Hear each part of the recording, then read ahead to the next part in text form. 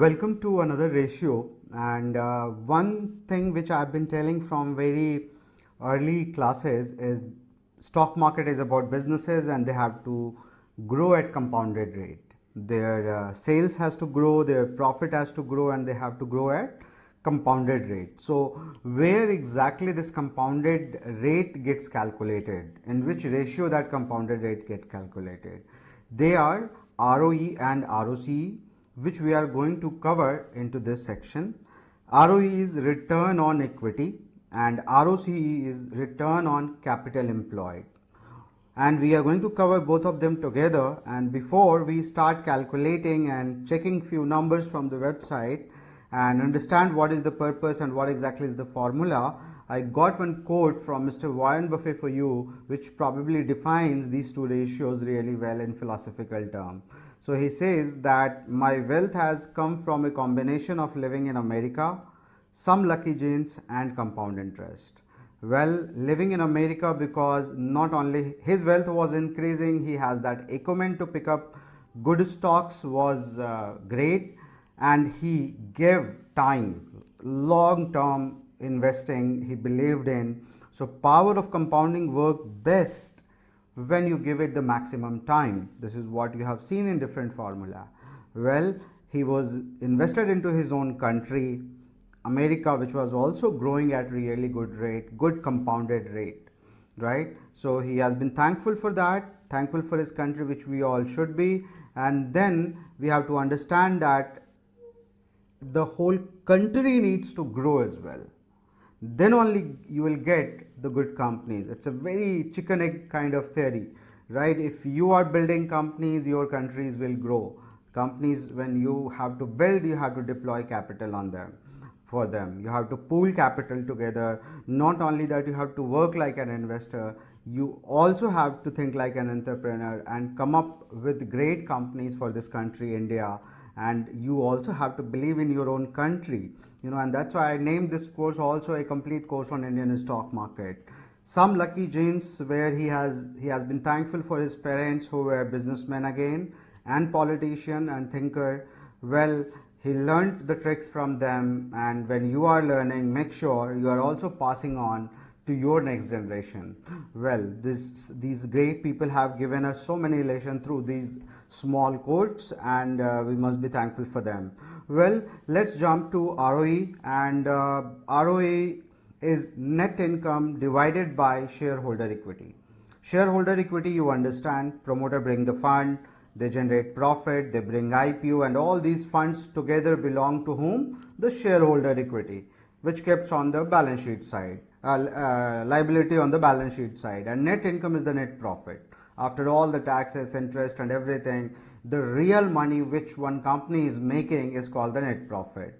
So ROE gives you in a very simple format that at what rate everything which belong to shareholder, at what rate that money is growing.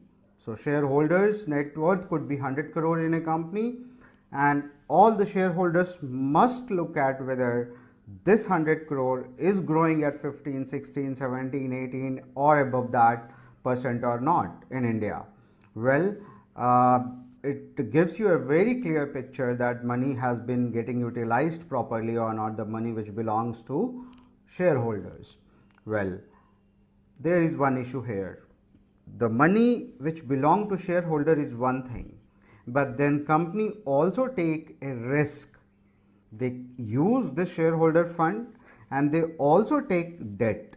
So in situation where debts are high, and that's why before covering these ratios, I explained you debt equity ratios in detail.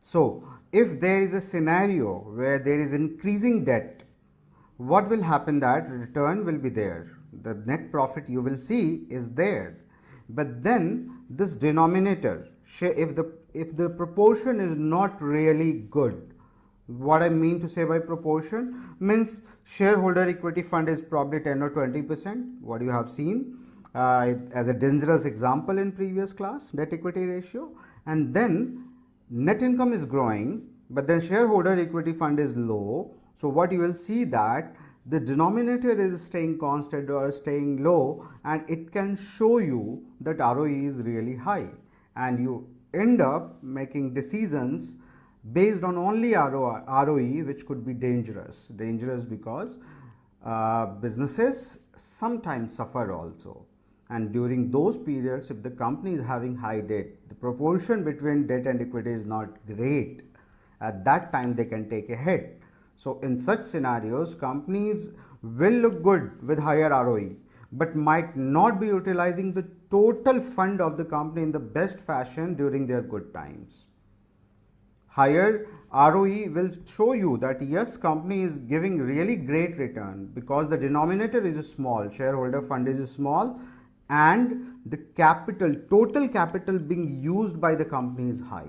So for that, we adopted another method, and then we called it ROCE, return on capital employed.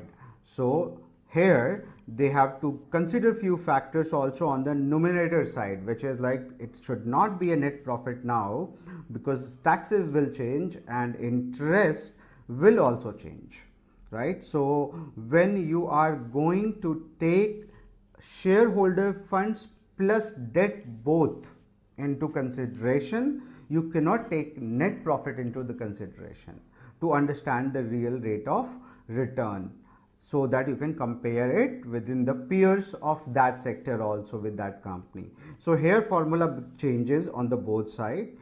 Here this net profit become earning before interest and taxes, and this shareholder fund changes to earning shareholder fund plus all the debts which this company has taken. In many places, capital employed sometime have been taken as shareholder fund plus long-term debt only. In some website, you will say short-term debt only. What I have seen that there is minor differences everywhere between even two websites. What you do not have to worry about is when, as I told you, when you calculate these ratios, the best thing which you do is compare it within the peers. So it doesn't matter what exactly is the formula one website is taking, and there is a minor difference into the rates which you calculated in the website and among different websites. Please don't worry, because that difference will lie with all the companies within that sector.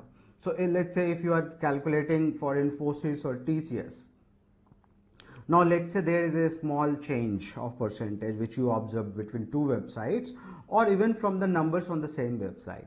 You do not have to worry, because that will be consistent among all the companies in that sector. And all you have to do is compare and make an idea about it. Well, why I'm saying this, because even I tried to find it among different websites and I saw that there are little changes here and there. But since you have to learn the concept, I have taken example from one of the simplest website, which is Screener. So let's go and calculate for one of the company which already I have taken is Tata Steel this time. Well, again, why I have taken Tata Steel? Just because I wanted to demonstrate you these ratios. No, don't consider it this example as any kind of recommendation. That will be a pure unsolicited advice. For any kind of investment, obviously you have to go to SEBI registered investment advisor, which I am not. Okay, now moving forward, we have to calculate which ratio? We have to calculate ROE, and ROE is the net profit. So we will take for March 2019 because latest quarter results they have not published. So these numbers which you will see in this website ratio, they will probably come from March 2019 number only. So let's put the net profit 10218. This is your this is the net profit basically, not the ROE.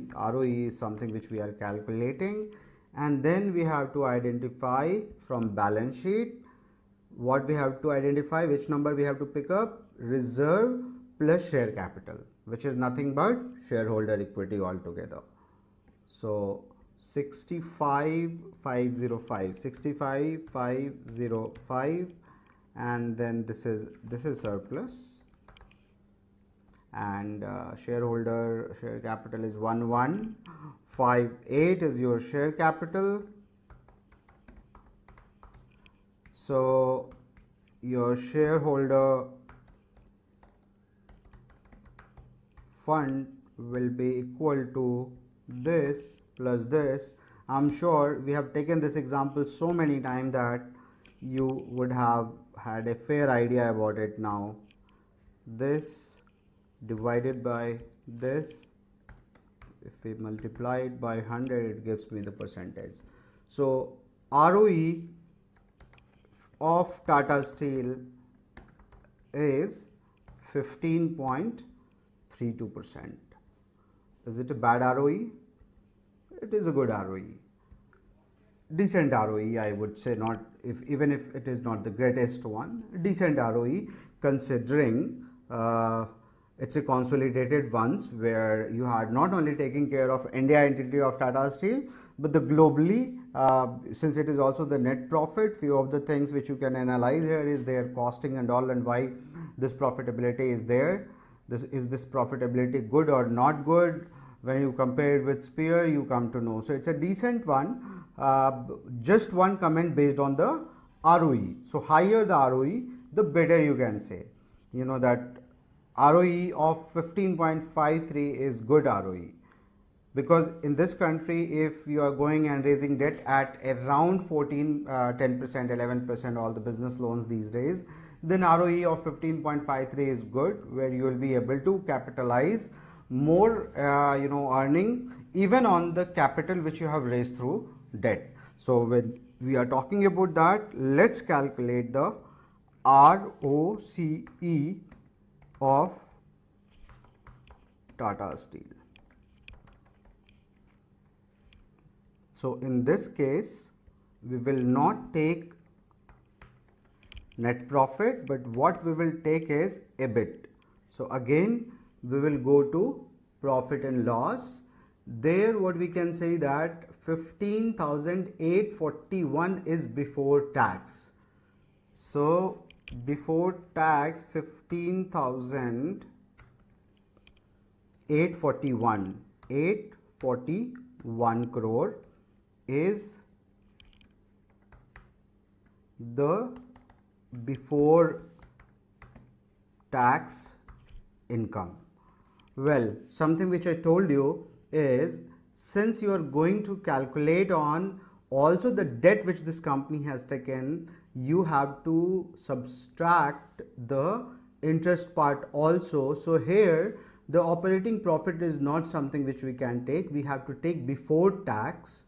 Depreciation has to be removed, but then interest needs to be added. So 7660 is something which we will consider. So EBIT which we are trying to calculate is through a screener, it will be earning before tax plus interest which they have already given. Hope I'm clear with you. What I have done, that I have taken the money, the profit part before tax, but then interest needs to be there as well. So I mean to say, you have to calculate that profit which is before tax and interest both. So from operating, this structure of this website is they give it on 3 levels. One is the operating profit, profit before tax, and net profit. So what we have done, that we have taken this and just added the interest part. That's how you come to the EBIT through screener.in. On other websites, it will go differently. You have to have the clear concept that it is earning before interest and tax. So let's say if we don't get that column here or that row here, what we need to do is we have to take the closest one and add the interest to it. So this is what we have got as EBIT. Now what is the fund which is capital employed? So how to calculate the capital employed? So capital employed we can calculate from, again, balance sheet. And good thing about a screener is they club all the borrowings together.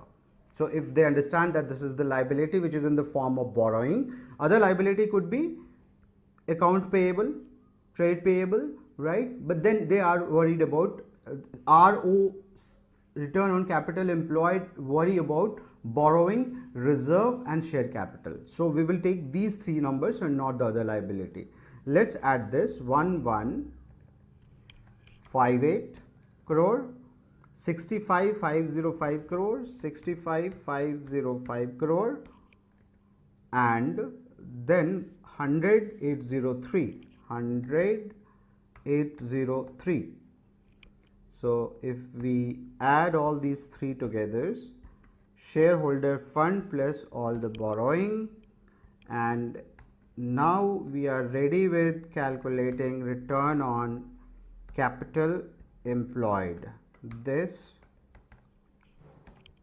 14.03%. What you can see that return on capital employed for Tata Steel is little less than return on equity. So in this example, you can also see what they have published. Yeah, so it's almost same. 15%, in the range of 15% is the ROE for Tata Steel, and ROC is 14.23%. So a little minor difference into both, but what is the common thing you saw in both? That it is 1.3% lesser. ROC is 1.3% lesser in form of in case of Tata Steel. So something which you learned here is that at this rate, this company is utilizing the shareholder fund, and at this rate they are utilizing the total capital of the firm.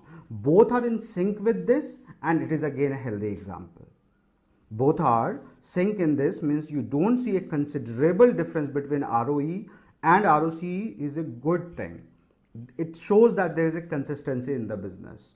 However, there could be certain scenarios where these numbers will change and they will not look consistent, but they will still be okay to find out, and it will happen in certain industries. So what are the exceptions, what are the challenges of even ROE and ROCE is something again we will cover in chapter 31 in the extended class of this ratio. So as I told you even in the previous class, that we are first learning how to calculate.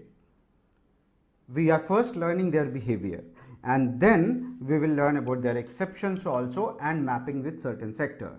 So here you have to give a thought on ROE, ROCE, calculate it, compare it within the peers, and then try to draw some conclusion. And by that time, when you reach to class 31, you will also learn about the exceptions which you would have probably identified by yourself if you have done the exercise properly and explored enough number of ROE and ROCE. Yes, the power of compounding which I was talking about, it comes down from where? From the compounded sales growth and the profit growth. And these two ratios somewhere talk about the profit growth, which is more important or probably the most important thing in any company. So understanding ROE and ROCE is important piece for you. Knowing about them is good for you. Knowing them together and looking at both of them is important for you again. Thank you for this piece of ratio analysis class. Let's move to the next ratio and understand few more ratios. Thank you.